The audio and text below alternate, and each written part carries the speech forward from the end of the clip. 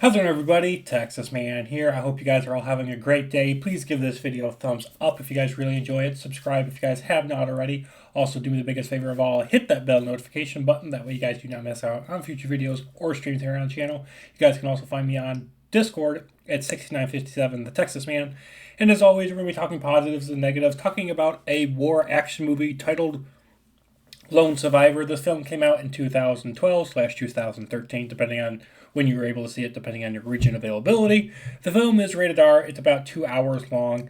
If you're going to get this film digitally, which is what I did, because where I live, I was not able to get a physical copy of it. So I wanted to watch this movie. I watched this in theaters, and I ended up rewatching it for this review. Now, you might be thinking, how come you've only seen it twice and you're going to talk about it now that you've seen it twice? Well, it's a really interesting movie because it stars Mark Wahlberg. And to be honest with you guys, I don't much care for any movies that he is in. When I saw it, when it was released in theaters, I thought, okay, this is really a very gruesome but very detailed reality of what the cost of war is, what the cost of freedom is. And, freedom is not free. And I just didn't think that this was a movie. It's not that it's like I hated the movie when it came out. It's just one of those movies that I saw and I was like, okay, it's time for me to move on to the next movie. I wasn't a critic at the time. I was just watching movies for entertainment's sake. And I come from a military family. My grandpa served and my dad served in the military. And so I always have a very special spot in my heart when it comes to any sort of war film or war TV show. That's why I really do enjoy, like, the Band of Brothers TV show or Hacksaw Ridge, for example. These types of war movies that do not hold back. They don't hold the barge back. They're not sugarcoating the reality that war is terrifying. It's horrific. You've got people literally getting shot at by a machine gun, and you go from being a human and you just get turned into a bazillion pieces, and eventually you look like toothpaste. So with that, and but when I saw this movie, I was just like, wow, this is just it's a lot. It's a lot to process, and I'm sad that I haven't seen a lot more because I've seen so many war movies, and this is just something that I want to talk about now. I want to talk about this film on the channel and give it a full video, and so that's what I'm doing today. So, on average, it's going to cost you $4 to rent and $15 to buy if you guys do purchase it digitally. You can get it on DVD and Blu-ray, just where I'm at. They're out of stock, unfortunately, and I wanted to get this review to you guys out as soon as possible. So, like I said, the film stars I can't say his name right, Mark Wahlberg, as a part of a Navy SEALs group, and they get deployed in 2005 to Afghanistan.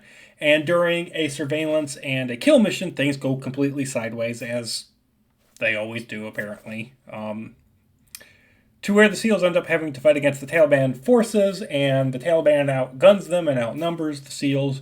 And so the SEALs have to try to, with limited resources, try to find a way to get back to base without being killed.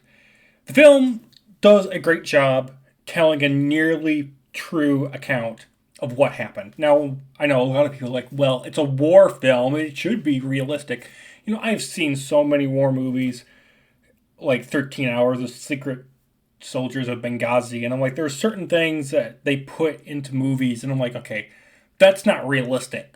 Like, I'm sorry, that would never happen in real life. It's done for drama's sake. It's done for a political motion, for a political motivation.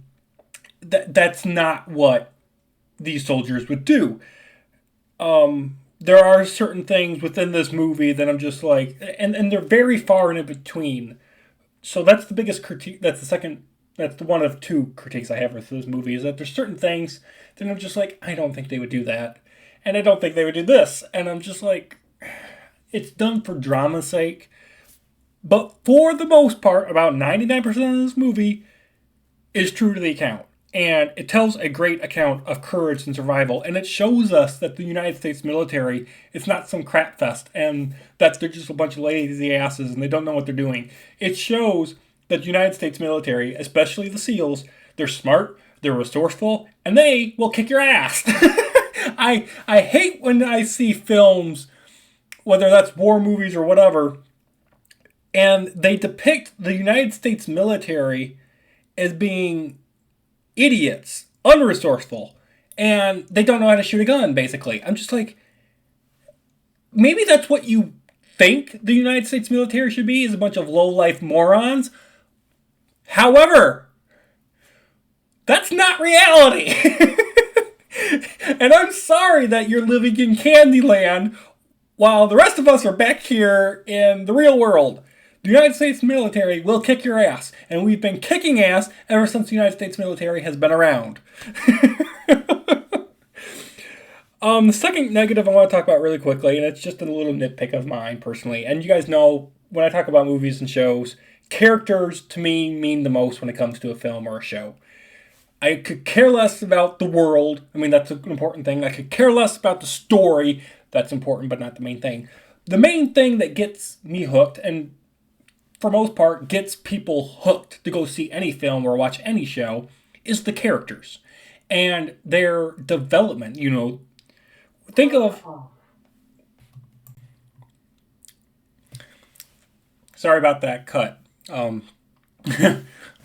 That was weird. I thought I heard a really loud thump thump like someone fell down. But back to the review.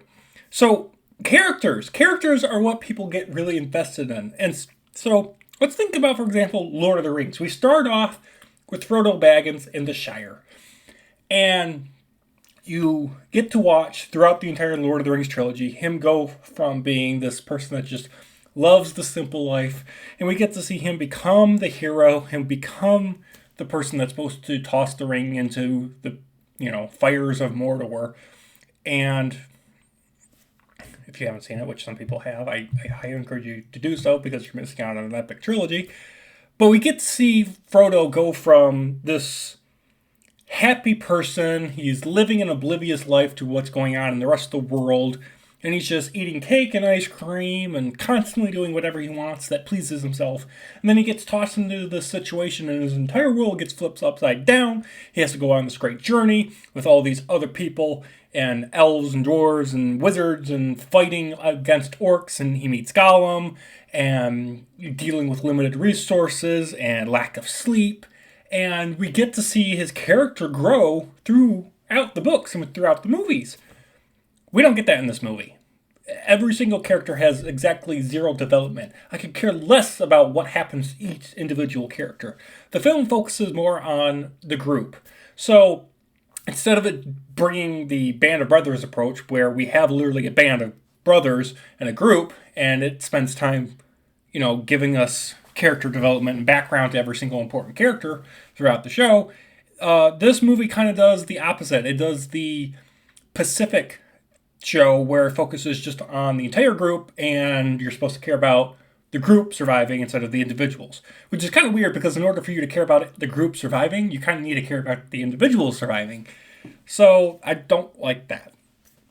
However, overall, this film is gripping and it's truly an unforgettable film, and it shows the audience in full, gruesome detail the costs and the realities of war.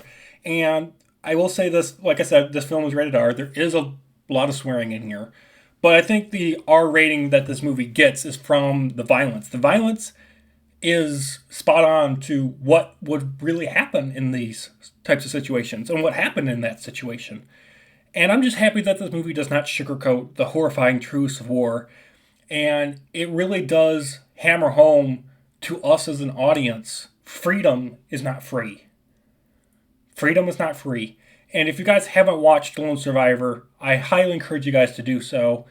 It is an amazing movie, and I know I've nitpicked it a little bit, but I think it's almost an amazing 10 out of 10. But with nitpicks, I'm going to give it a 9.5 out of 10.